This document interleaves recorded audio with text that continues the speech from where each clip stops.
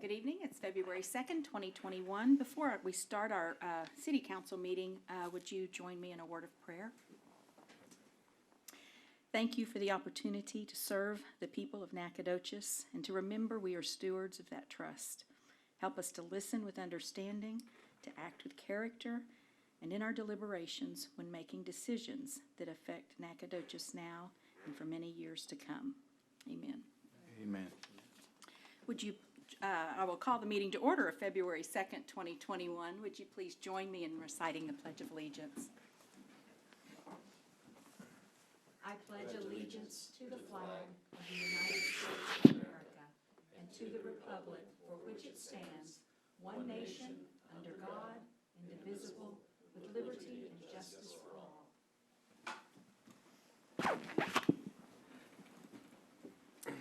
Item number 3, we have an open forum, and I will ask our city secretary if we have anybody signed up for that.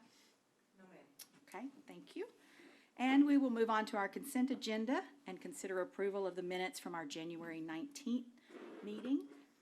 If council would like to pull that for any reason, if not, the chair would entertain a motion for approval. I move that we approve. Second. Okay, that is moved and seconded. Any discussion?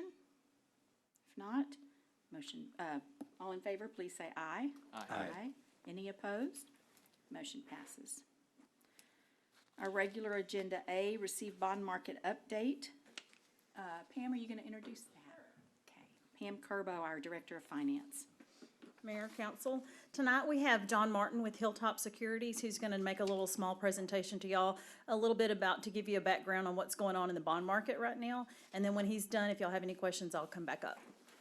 Great, thank you. Mr. Martin, are you there? Unmute. You may be muted. Yeah, that's the most famous phrase from pandemic is "you're on mute." Good evening, thank you for joining us. Thank you for having me. I'm trying to get to my little bond market update here to here we go. And what we provided you all is hopefully I saw on the agenda packet the bond market update for January 2021 that we send out to our clients. It just gives you a little bit of an idea. Pam asked for kind of a briefing on where interest rates are, and you can see from the chart there, looking at the bond buyers index over the last 5 years, that they're just keep bumping off the bottom there, closer to 2%. The average over the last 5 years is still pretty low at 3.32%. There's some examples of some other cities there that have sold bonds recently, like Seguin and Leander and Alvarado, all different sizes there, and kind of their cost of funds. And you can see that their 20-year borrowing is right in the low 2% range. The next page shows you Mr. Martin, excuse me, we're Yes. not seeing your screen. Can you try? So I think it was in the agenda packet. I'm following the Yes. what the attachment was there.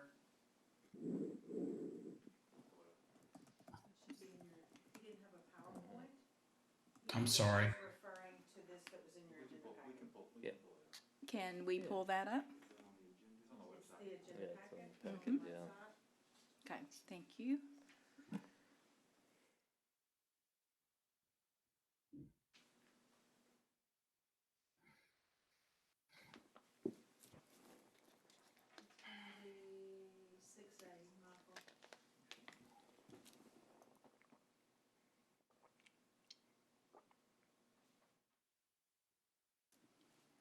Thank you. That way everyone can see what we're doing. I'm very sorry. I thought you all were following along there. Well, we have it in our packets, but we want to show it on the screen if possible. Gotcha. Possible. It's gonna look like this. And there's one page after it. Starts on 22 of the PDF.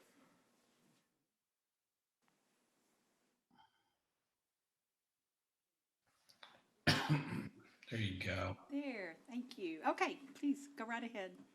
All right.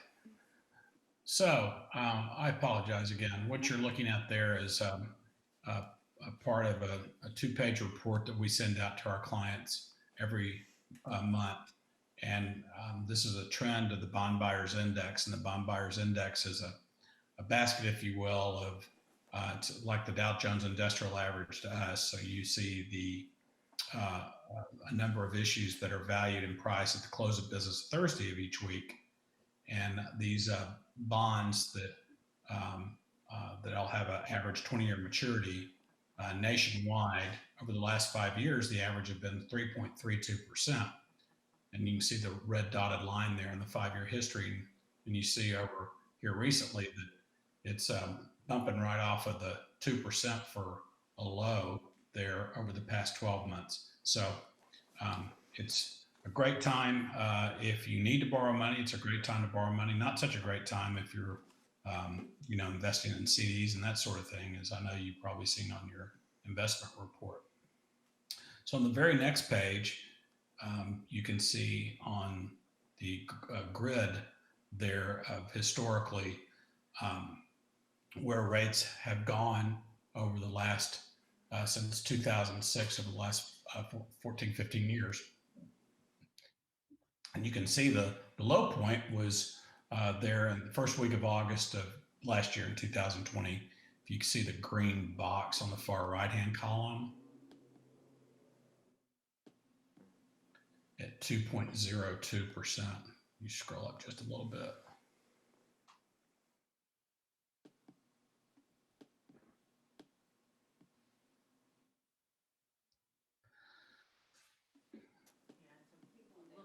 Yeah, it's in August. Yeah. Yeah, there it is. There you go. Yep, passed it.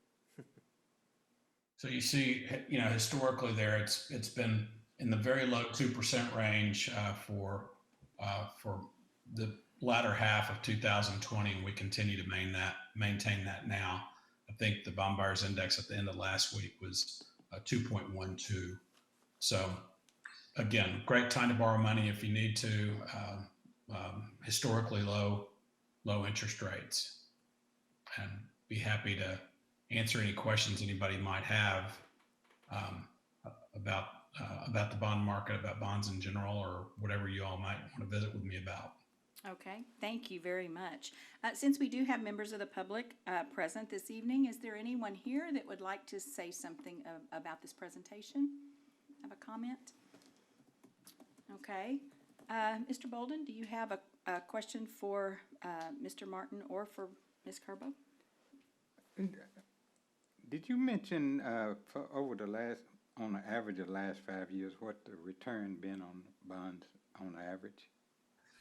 It's been 3.32%. Keep in mind, these are tax exempt bonds. So Okay. the investor, the interest that they earn on these bonds is exempt from federal income tax.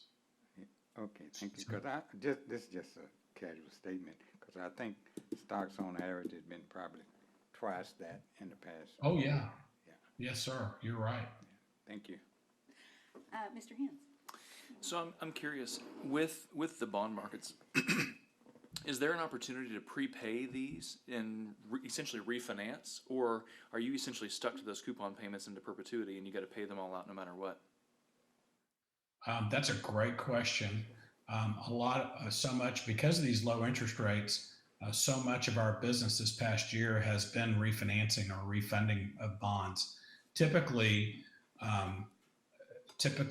long-term borrowing that cities may do have a call feature on them or a redemption feature of anywhere from 9 to 10 years when you can prepay.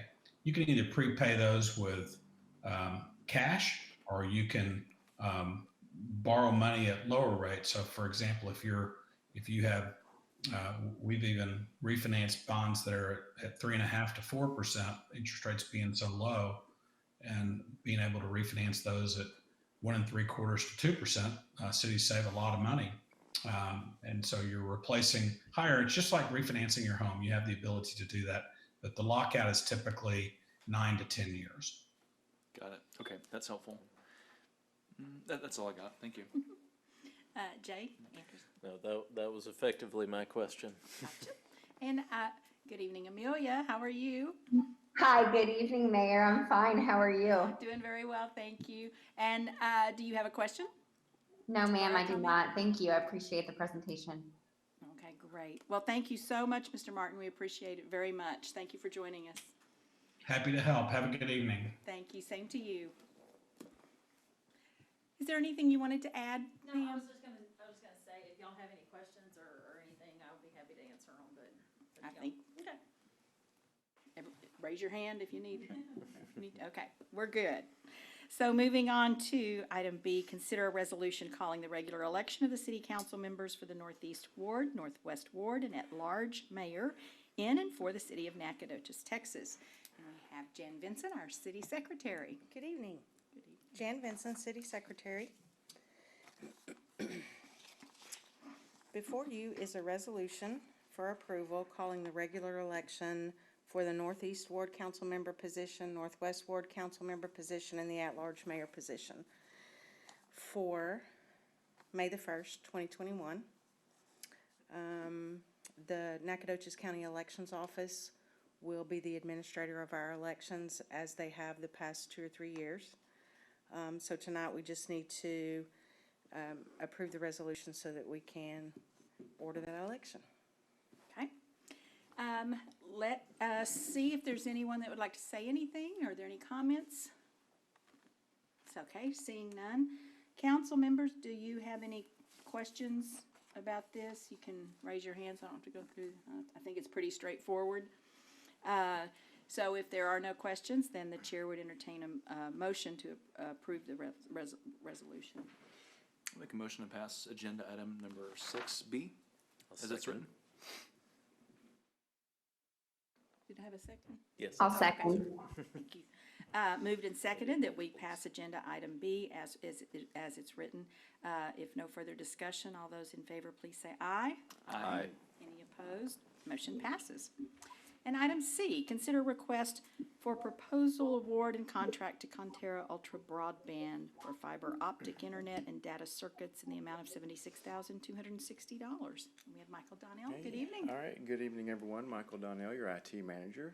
So this is a project we've been working on for a couple of years now, and we did get it in the budget. And kind of a little bit of history, and then we'll talk about the respondents, and then we'll talk about some of our challenges that this project is to overcome.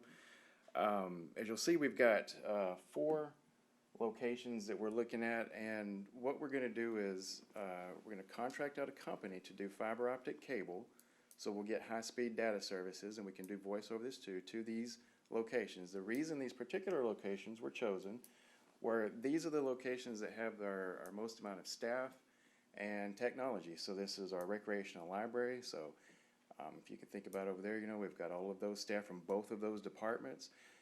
This location is also an emergency management hub for us when we do, when we have, you know, an incident. This is where we've got a shelter set up. So we're going to have potential for multiple agencies coming here, and getting them better connectivity out there will be helpful to our partners out there as well. So this is going to help more than just our rec library.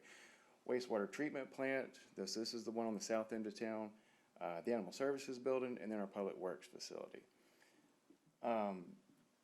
The 6 respondents, we're actually pleased with how many did respond, because as you think about the people in town who will provide telco services to, it's the 2 that really trickle to the top immediately are AT&T and Suddenlink.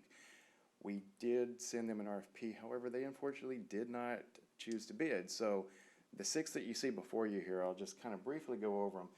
You really only had 3 that were in good competition here: Conterra, Nitel, and Consolidated. This is Consolidated out of Lufkin.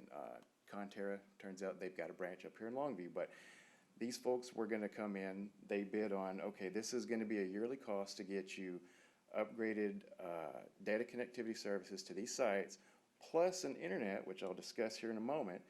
And this will be like a 5 to a 3-year contract, but these are the pricings that they gave to get all of this set up, turnkey solution, and this includes the cost of build out, because in some cases, animal services building, think about that for a second. There's really not much over there.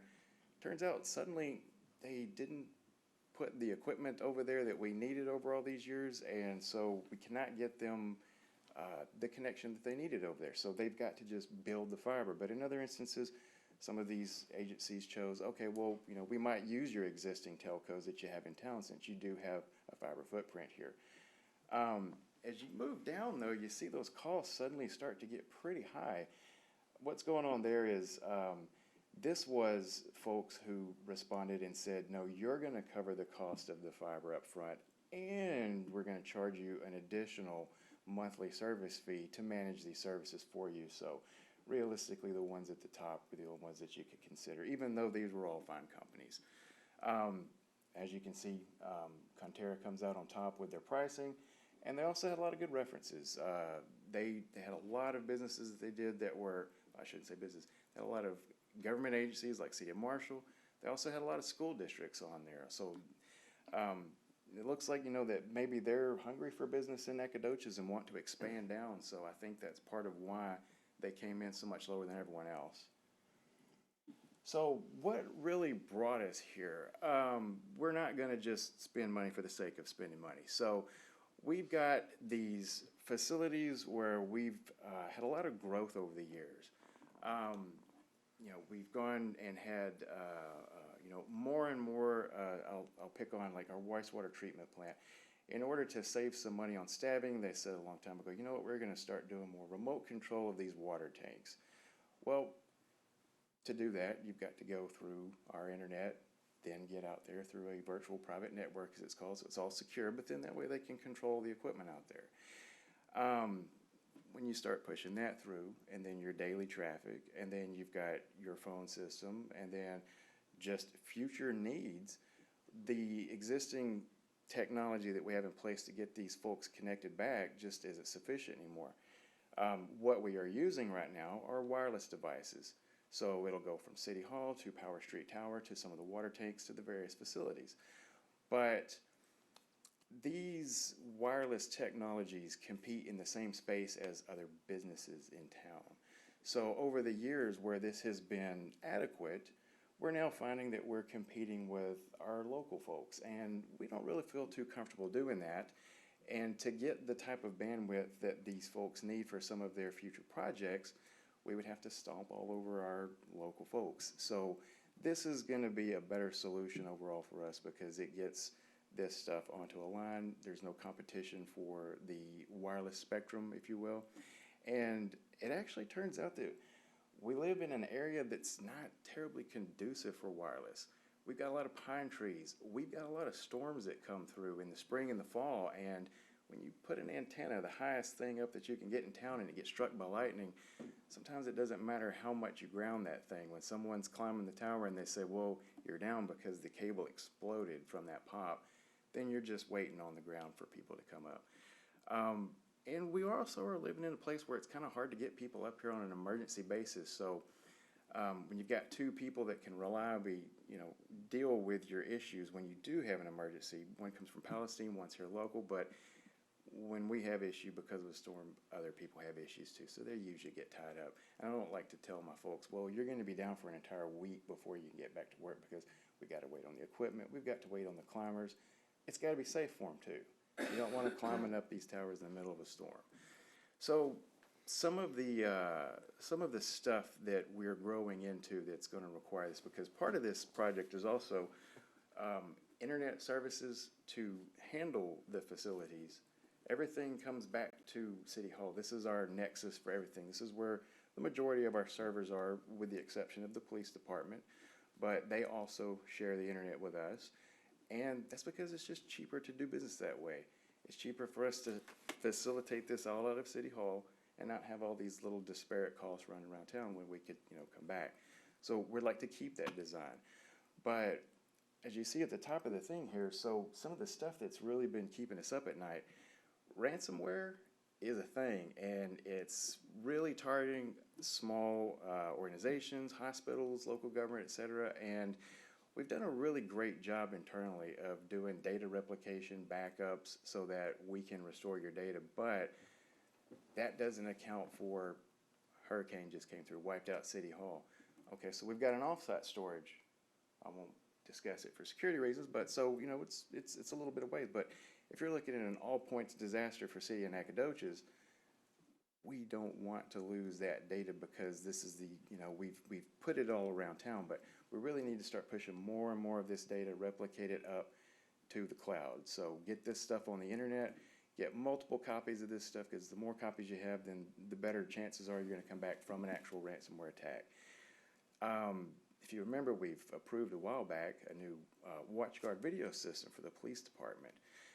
Well, that actually had a really neat feature where instead of handing people discs of videos like we traditionally did, you spool this up in the cloud, and then other lawyers can get this information, or defendants, whoever needs to see this can now just easily pull it off the internet. But we have a lot of video that we're uploading, and you guys have experienced it a few times where if sometimes this stuff gets a little glitchy during our meetings, more often than not, IT's running around saying, okay, kill this job, this job, this job, we're uploading too much, it's, you know, it's wrecking our stuff.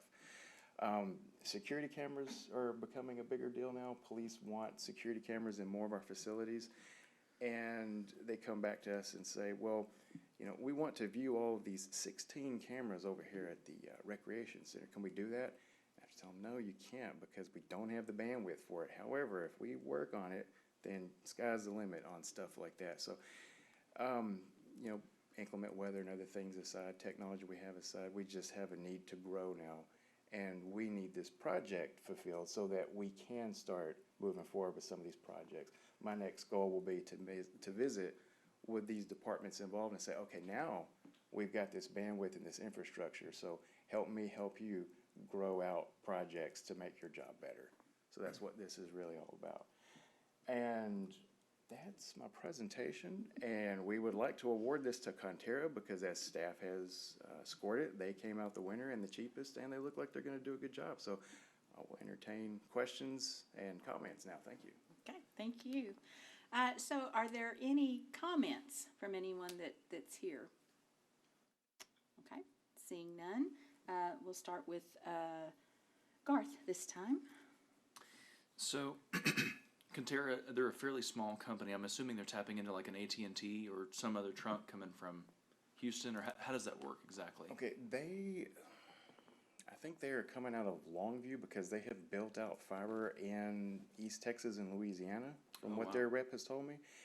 And when I did contact this guy to talk to him directly, he said that one of the things that he was excited about Nacogdoches for was he wants to get their fiber into Nacogdoches, and from there start looking at what other local businesses, you know, school districts, et cetera, that they can start selling to. And personally, I think that's a good win for us because, as I said before, you've really got your Suddenlink and your AT&T, and, you know, they both have fiber all around town, but usually if you're dealing with a third party, it's because they're reselling their lines. Mm-hmm. And this company's going to come in, you know, get some right-of-way clearance, run their own fiber optic, and give us another option. It's always good for us to have options. Absolutely. So one thing I noticed on their RFP was and maybe this is just structure that I don't quite understand, but a gig to this building and then 100 megs to the other locations? Or is that just something No, that was a design choice. And what happens is when we try to go 1 gigabyte to these facilities, the cost shoots up. So we've gauged that, you know, currently, just as an idea of where they're jumping from, these facilities, they're doing about 12 to 20 megabits up and down. So they're going to see a jump from that to 100. So this is going to drastically improve their ability to work.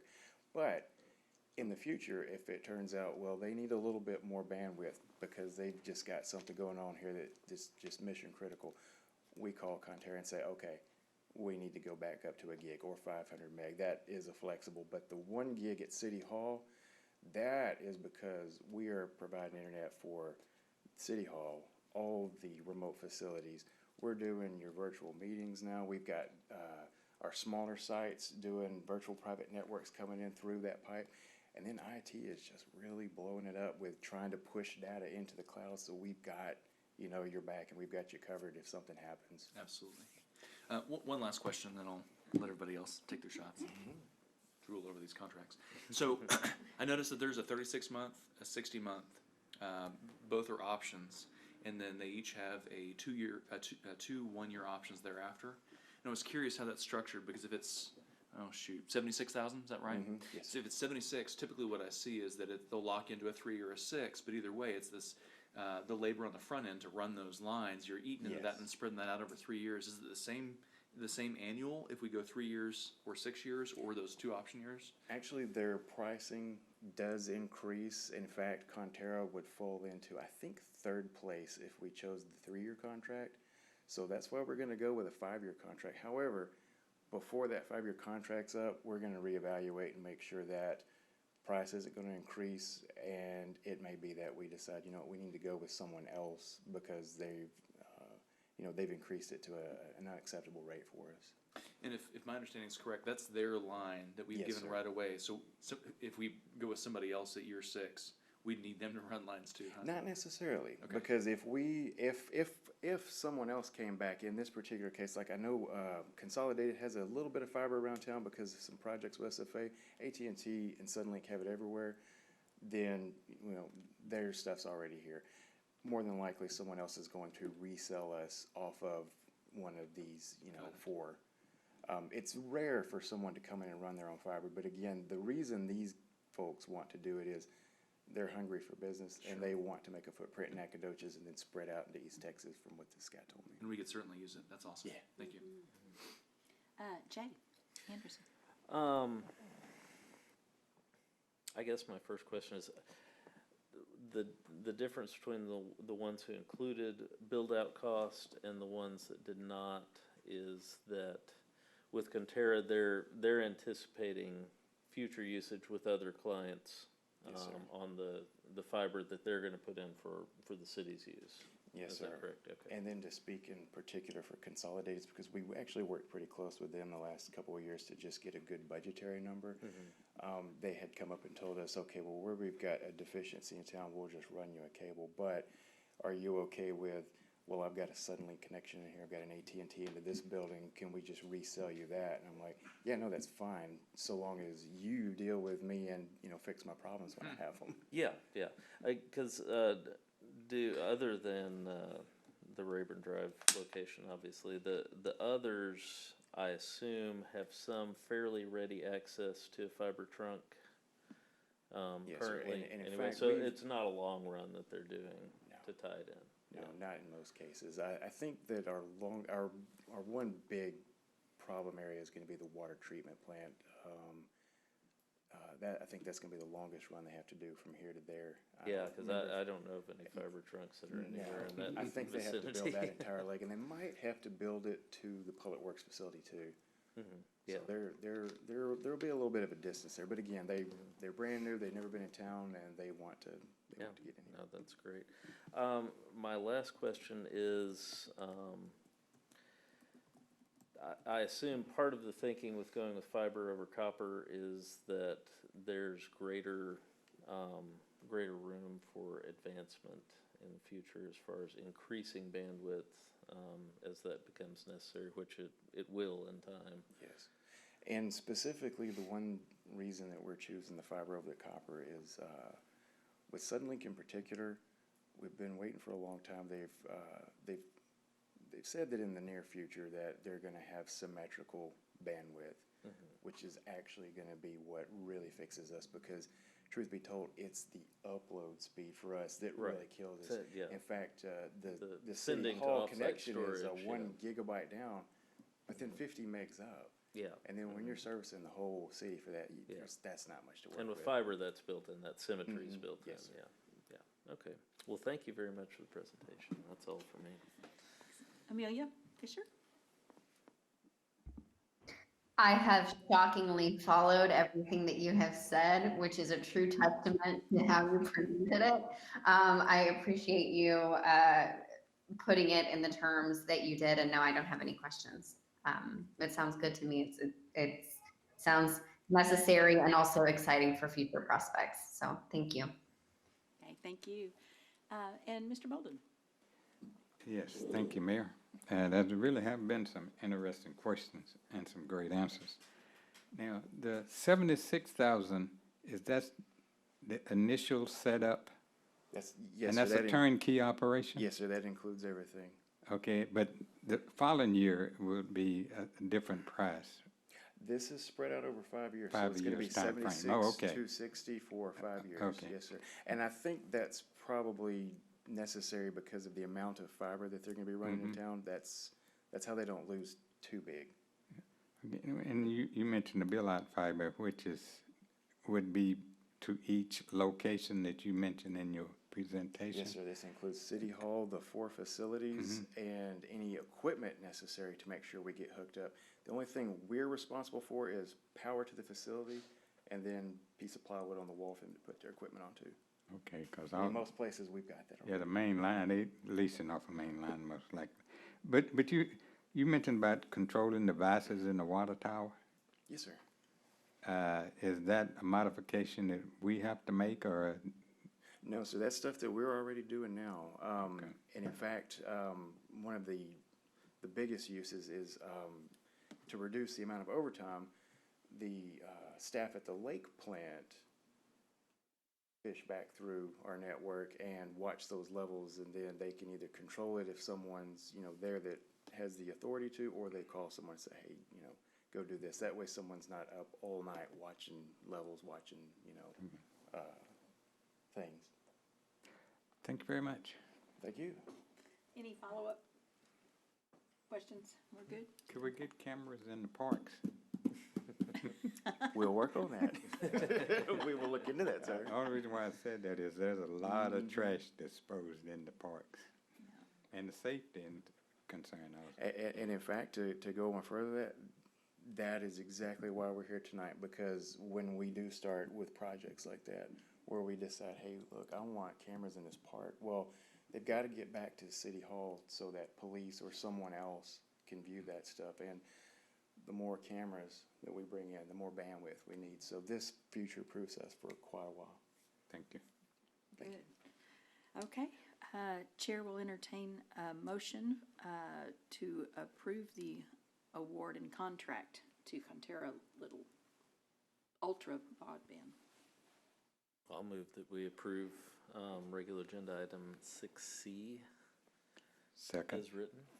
Okay, moved and seconded that we approve item 6C as it is written. If no further discussion, all those in favor, please say aye. Aye. Any opposed? Motion passes. So, thank you all for joining us. That concludes our meeting for February 2nd, 2021. Meeting is adjourned. What?